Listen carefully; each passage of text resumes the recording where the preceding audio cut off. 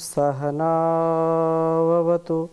सहनौ भुनक्तु सह वीर्यं करवावहै तेजस्विनावधीतमस्तु मा विद्विषावहै। ओम शांति शांति शांति। वैदिक जीवन पद्धति की इस कक्षा में आप सभी का हार्दिक स्वागत है, अभिनंदन है। नित्य स्वाध्याय सत्संग करते रहो, एक दिन सद्जान प्राप्त हो जाएगा। शांति होगी, परम भ्रांति मिट जाएगी, पाप तापों का अवसान हो जाएगा। यह स्वाध्याय हमको संबल देता है, हमको आत्मबल देता है, हमको मनोबल देता है। हम जितना जितना स्वाध्याय करते जाएंगे, जितने जितने हम वेदों के और वेदज्ञ विद्वानों के सन्निधि में रहेंगे, जो वेद की ऋचाओं का गान करते हैं, जो उसको जीवन में जीते हैं, ऐसे लोगों की संगति में रह करके वास्तव में हमारा जीवन भी सुंदर, सफल और तेजस्वी हो जाता है। हम अपने जीवन को और इस जगत को कल्याण से भर पाएं, इसके लिए सदाचारी, सद्व्यवहार बन करके, सद्व्यवहार से युक्त होकर के, सद्संस्कार से युक्त होकर के जीवन को जीने वाले बने। यही बात हमको बार बार वेदों में सिखाई जाती है कि हम सदाचारी हों, हमारा निरंतरता के साथ, धैर्य के साथ जीवन चले और वेद ज्ञान को हम धारण करें। वेदों के ज्ञान से ही हमारा ज्ञान विज्ञान बढ़ेगा और हम श्रेष्ठ बनेंगे, तेजस्वी बनेंगे। तो इसी बात को यहाँ पर कहा है ऋग्वेद के 7वें मंडल के जो है 66वें सूक्त के 11वें मंत्र को आपके समक्ष रखूँगा। वेद ज्ञान का धारण हम सबके जीवन में हो तो जीवन हमारा अत्यंत सार्थक हो जाएगा। यह बात कही है कि ओम वीये दधु शरदम मासमादहर यज्ञमुक्तुम चादृचम अनाप्यम वरुणा मित्रो अर्यमा क्षत्रम राजाना आशत। कहा कि जो शरदम वर्ष, जो वर्ष मास और दिन रात्रि, आत्भीरिचम यज्ञम, वेद मंत्रों से स्तुत्य परमेश्वर व यज्ञ अथवा यज्ञम ऋचम, यज्ञ योग्य उपास्य वेद, वेद्य प्रभु की विविध प्रकार से उपासना करते, वेद को धारण करते हैं, वे श्रेष्ठ बनते हैं। और मित्र सर्वस्नेही अरिमा, न्यायकारी जन, तेजस्वी राजा होकर के अन्यों से प्राप्य न होने व बंधुजनों से न बांटने योग्य धन ज्ञानमय वेद को प्राप्त करते हैं। श्रेष्ठ जन दिन रात, महीनों तथा वर्षों तक वेद के मंत्रों का चिंतन मनन करते हुए यज्ञ रूप परमेश्वर की उपासना करते, अपने आत्मा में उनके तेज को धारण करते हैं। धारण किए हुए उस दिव्य तेज से तेजस्वी होकर के वो निष्पक्ष, सर्वप्रिय, जनहितकारी, किसी के द्वारा ना बंटवा सकने वाले योग्य विद्या जो है, विद्या रूपी धन के स्वामी हो जाते हैं। विद्या धनम सर्व धनम प्रधानम कहा है। विद्या धन वास्तव में सबसे बड़ा धन है और विद्या विहीन पशु भी समाना, विद्या से हीन व्यक्ति पशु के समान हो जाता है। इसलिए वेद विद्या के हम ज्ञाता बने, वेद विद्या को जानने समझने वाले बने। वेद विद्या से ही हमारे जीवन और इस जगत का कल्याण होने वाला है, उत्कर्ष होने वाला है। इस प्रकार से यदि हम प्रार्थना पूर्ण हृदय से नित्य प्रति यह चिंतन करें, मनन करें, तो यह वेद अपने आप अपने रहस्य, अपने भेद खोलने लगता है। यज्ञ रूप परमेश्वर की उपासना करके हम आत्मा में उसके तेज को धारण करने वाले बने, क्योंकि वह सब प्रकाशकों का भी प्रकाशक है। सूर्य, चंद्र, जो भी ग्रह नक्षत्र या जो है छोटे से छोटा और बड़े से बड़ा जो भी प्रकाश देने वाला यहाँ पर चाहे कोई जीव हो या जो है कोई ग्रह नक्षत्र हो, सब उसी से प्रकाश आता है। हमारे अंदर भी ज्ञान का प्रकाश करने वाला वह प्रकाशहारा परमात्मा ही है। और ज्ञान की याचना करना, ये भी बहुत सुंदर बात कही है। तो इसी सूक्त में 12वां मंत्र कहा, यद्वो अद्य मनामहे सूक्तैः सूर उदिते यदोहते वरुणो मित्रो वर्यमा यूयमृतस्य रथ्यः। वर्णीय स्नेही स्वामीवत हे विज्जनों, आप सत्य जान के महारथियों के तुल्य होकर जिसको धारते हो, हम सूर्योदय होने पर आपके उस ज्ञान ऐश्वर्य की आज याचना करते हैं, हम उसकी कामना करते हैं। मनुष्य लोग सत्य ज्ञान की प्राप्ति के लिए ज्ञानी जनों की शरण में आकर के ज्ञान रूपी ऐश्वर्य की याचना किया करें। यह बिल्कुल सत्य है कि प्यासा कुएं के पास जाता है, ना कि कुआं प्यासे के पास जाता है।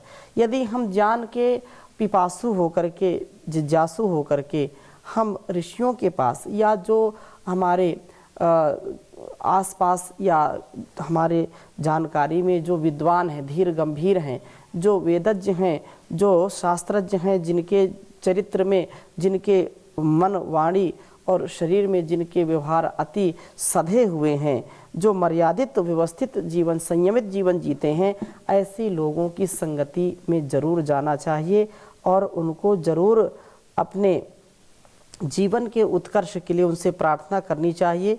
इसी बात को कठोपनिषद में भी कहा है कि उत्तिष्ठता जागृत प्राप्य वारान्य बोधत क्षुरस्य धारा निशिता दुरत्यया दुर्गम पथस्तद कवियो वदंती। तो उठो, जागो और अपने लक्ष्य की प्राप्ति के लिए सदा आगे बढ़ो। आपसे जो ज्ञान विज्ञान में बढ़े हैं, जो धीर वीर गंभीर विद्वान हैं, उनकी शरण में जाओ और आत्मोन्नति का, विद्या का, ज्ञान का, वेद ज्ञान का उनसे भेद जानो, उनसे रहस्य जानो, ज्ञान प्राप्त करो, क्योंकि यही ज्ञान हमारे जीवन का उत्कर्ष करने वाला है। इस ज्ञान से ही व्यक्ति मानव से महामानव बन पाता है, क्योंकि यह कठिन मार्ग है। ज्ञान का मार्ग कृपाण की धारा, ज्ञान का जो मार्ग है ये बिल्कुल जैसे लगता है कि छुरे के धार बिल्कुल अभी दी हुई है, उसके ऊपर चलने के लिए बोला जाए तो ज्ञान का मार्ग कठिन है, लेकिन यह कठिन मार्ग भी अत्यंत सरल हो जाता है जिसके अंदर श्रद्धा होती है कि मुझको इसी जीवन को जीना है, इससे विपरीत जीवन नहीं जीना है। तो यह विद्वानों की शरण में हम रहें, इससे और हमारे अंदर निखार आएगा, हम सदाचारी बनेंगे। तो यह बहुत सुंदर वेद मंत्र है, इसको मैं लिखता हूँ आपके समक्ष। ओम ऋतावान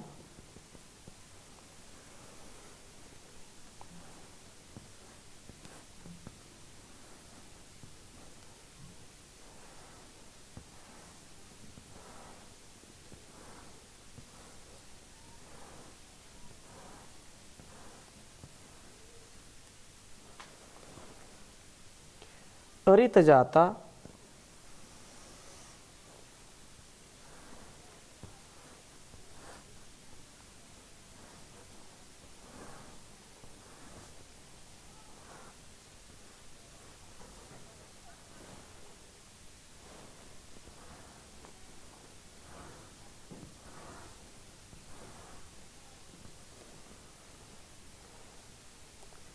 ऋता वृद्धो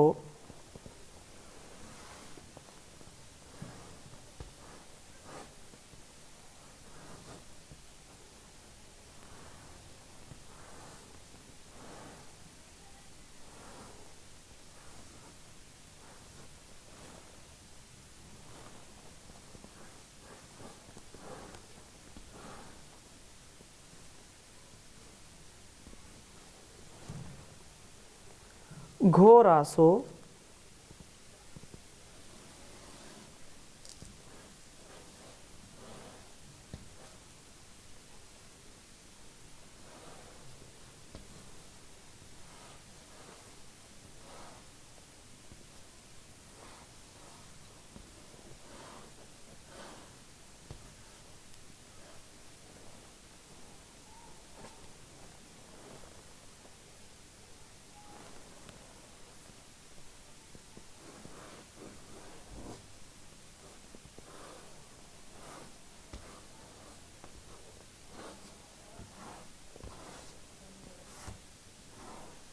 घोरासो अनृत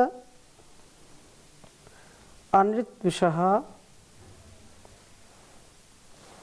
अनृतद्विषः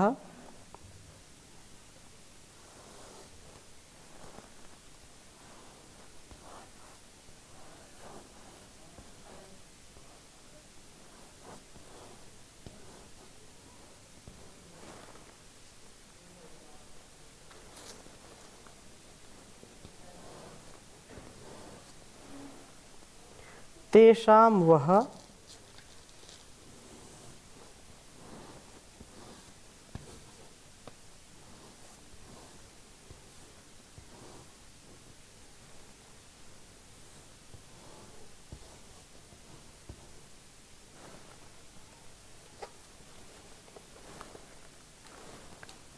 सुम्ने सुच्छर्दिष्टमे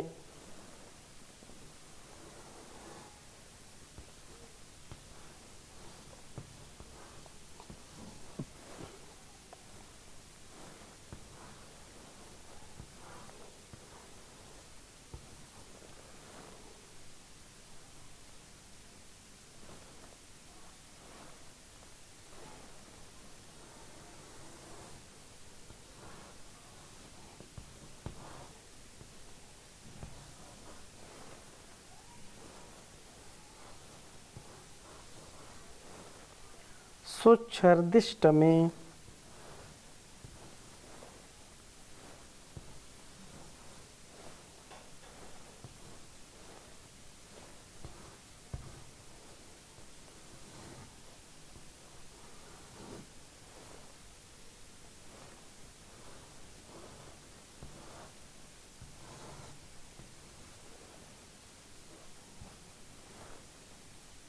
नरः श्याम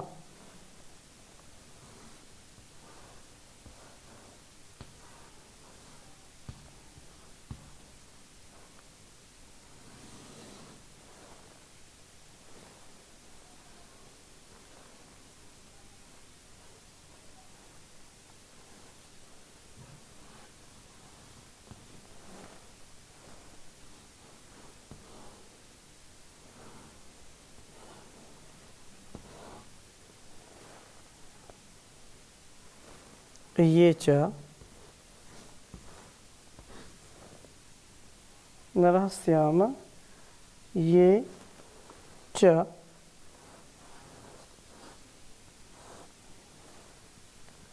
सूरयः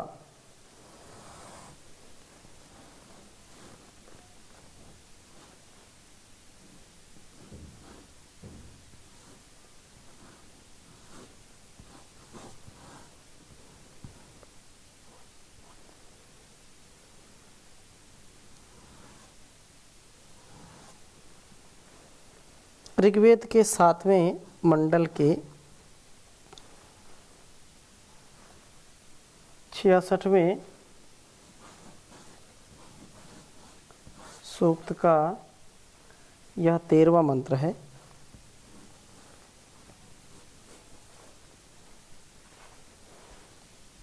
ओम ऋतावान ऋता जाता ऋता वृधो घोरासो अनृतद्विषः तेषां वह सुम्ने सुच्छर्दिष्टमे नरः श्यामा ये च सूरयः। ओम ऋतावान ऋता जाता ऋता वृधो घोरासो अनृतद्विषः तेषां वह सुम्ने सुच्छर्दिष्टमे नरः श्यामा ये च सूरयः। बहुत सुंदर भाव वेद मंत्र का है। विद्वानों की हम शरण में रहें। कहा कि ये चा और जो सूर्यः जो सूरी हैं, जो विद्वान हैं, धीर गंभीर हैं, ऐसे विद्वान लोग ऋतवानः सत्य ज्ञान का सेवन कराने वाले ऋतजाताः ऋतजाताः सत्य ज्ञान में प्रसिद्ध ऋतवृधः सत्यवर्धक घोरासः तेजस्वी अनृतद्विषः असत्य के द्वेषी हैं। हे नर नायकवत पुरुषों तेषाम वह उन सबके सुच्छर्दिष्ट में उत्तम रक्षा गृह से युक्त सुमने सुखद शरण में सदा रहें हम श्यामा। नेतृत्व करने वाले पुरुषों तथा प्रकाशक वर्ग को सत्य न्याय के उपदेशक सदाचारी विद्वान की उत्तम शरण में सदैव रहना चाहिए, जिससे वे लोग सत्य न्याय के मार्ग से कभी भटके नहीं। हम जीवन को सुपथ से ले चलें, उसके लिए नित्य प्रति वेदों का स्वाध्याय करें। यदि वेदों का स्वाध्याय नहीं कर सकते हैं तो पढ़ नहीं सकते हैं, पढ़ा नहीं सकते तो सुन और सुना सकते हो तो इसको सुने और सुनाएं। यदि इसमें भी समस्या है तो अच्छे लोगों की सत्संगति हम करें, सत्संग में रहें, उनके मार्गदर्शन में रहें। अच्छे मित्रों की, अच्छे गुरुओं की, अच्छे महापुरुषों की संगति अमृत के समान है।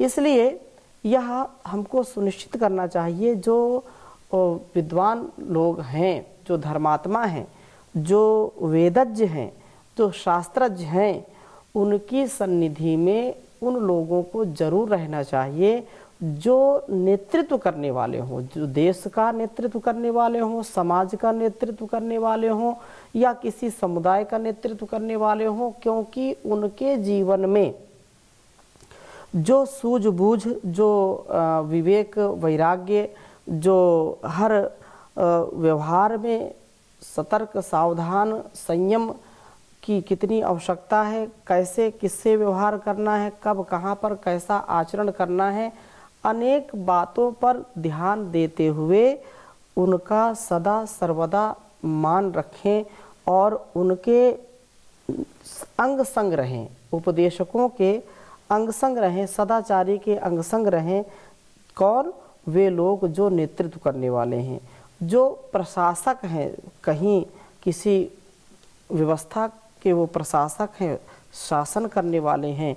तो ऐसे शासन करने वाले व्यक्तियों को कभी मन का और कभी उनके विचारों का कोई ऐसा जो है टकराव ना हो, जिससे कि उनका जो उत्तरदायित्व है वह भी बाधित हो और उनके जीवन में भी अनेक प्रकार के जो है कष्ट आ जाए।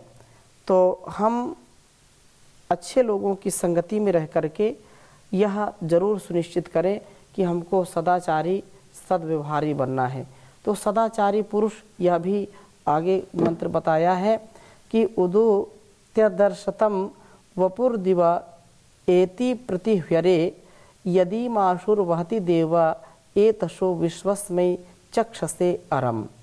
जैसे दिवह प्रतिह्यरे, आकाश में प्रत्यक्ष वक्र वृत्त मार्ग में त्यत उस वह दर्शनीय रूप वाला सूर्य उदय होता है, जो सब तरफ से वेग से गतिमान प्रकाशप्रद शुक्ल वर्ण होकर के समस्त संसार को दिखाने के लिए, वैसे ही वह दर्शतम वपु, दर्शनीय शरीर वाला पुरुष प्रतिह्वरे, प्रत्येक कुटिल व्यवहार के ऊपर अपने तेज के कारण उत्तम होकर के शासन करता है, जो सब ओर शीघ्रकारी, विद्वान, शुक्लकर्मा, सदाचारी होकर के सबको ज्ञान मार्ग दिखाने और सद उपदेश करने के लिए अरम वहती, अधिक ज्ञान और बल को, रथ को अश्व के समान चलाने में समर्थ होता है।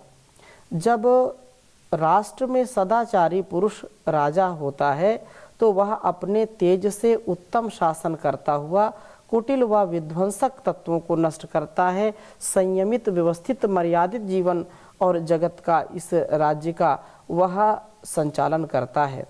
और यह विद्वानों के सहयोग से शुभ कर्म, सत्य उपदेश, ज्ञान और बलों को बढ़ा करके राष्ट्र को उत्तम बनाता है। राष्ट्र को उत्तम बनाने के लिए समर्थ हो जाता है। जब तक हम ऐसे जो है विद्वानों की संगति में नहीं रहेंगे, जब तक हम श्रेष्ठ पुरुषों की संगति में नहीं रहेंगे, तब तक हमारे अंदर यह सामर्थ्य आ नहीं सकता कि हम अपने आप को और इस समाज को कुछ दे सकें। हम अपने और इस समाज के उत्थान के लिए यह सुनिश्चित करें कि मेरा जीवन कैसा होना चाहिए, मैं दूसरों की संगति से अपने आप को कितना विकसित कर रहा हूँ, अपने समाज को कितना विकसित कर रहा हूँ। क्योंकि हम नेतृत्व की भूमिका में जब हों तो उस समय अपने आप पर हमको नियंत्रण पूर्ण रूप से होना चाहिए। हम नियंत्रित, व्यवस्थित, मर्यादित जीवन जीने वाले हों, तब जा कर के हमारा जीवन श्रेष्ठ होगा। और इसी बात को बहुत सुंदर प्रार्थना के रूप में कहा कि मैं वह इंसान बनूं भगवान, बढ़े भारत की जिससे शान। मैं वह पुरुष बनूं भगवान, बढ़े भारत की जिससे शान। मुझ में बिस्मिल के गुण भर दो, मुझको वीर सावरकर कर दो। करो सरदार पटेल समान, बढ़े भारत की जिससे शान। मैं वह पुरुष बनूं भगवान, बढ़े भारत की जिससे शान। दे दो मीरा जैसी भक्ति, दे दो दुर्गा जैसी शक्ति। दे दो मीरा जैसी भक्ति, दे दो दुर्गा जैसी शक्ति। हो लक्ष्मीबाई सी कृपाण, बढ़े भारत की जिससे शान। मैं वह पुरुष बनूं भगवान, बढ़े भारत की जिससे शान। प्रभु राम जी सा मुझको मन दो, अर्जुन भीम सा मुझको तन दो। प्रभु राम जी सा मुझको मन दो, अर्जुन भीम सा मुझको तन दो। दो भगवान कृष्ण सा ज्ञान, बढ़े भारत की जिससे शान। मैं वह पुरुष बनूं भगवान, बढ़े भारत की जिससे शान। दिल से मौत का खौफ मिटा दो, ईश्वर मुझे सुभाष बना दो। दे दूं देश के हित में प्राण, बढ़े भारत की जिससे शान। मैं वह पुरुष बनूं भगवान, बढ़े भारत की जिससे शान। हे भगवान जगत के वाली, मेरे देश में हो खुशहाली। हे भगवान जगत के वाली, मेरे देश में हो खुशहाली। हो परदेश में आदर मान, बढ़े भारत की जिससे शान। मैं वह पुरुष बनूं भगवान, बढ़े भारत की जिससे शान। तो संसार में हम अपने जीवन को इस प्रकार से जिएं जिससे हमारे माता पिता गुरु आचार्य, हमारी कुल वंश परंपरा गौरव को प्राप्त हो। हम जान देने वाले बने, जान लेने वाले बने। और विशेषकर यदि हमारे ऊपर कोई उत्तरदायित्व है तो हम अपने जान को विवेक पूर्वक, वैराग्य पूर्वक उसमें वृद्धि करते जाएं, जिससे उत्तमोत्तम उत्तरोत्तर वृद्धि को प्राप्त हो। यही वेदों का आदेश है, संदेश है, उपदेश है। यही उपनिषदों का, यही हमारे दर्शनों का, यही ऋषियों का संदेश है। तो आज की कक्षा को यहीं पर विराम देते हैं। शेष चर्चा नए वेद मंत्र के साथ अगली कक्षा में करेंगे। ओम शांति शांति शांति।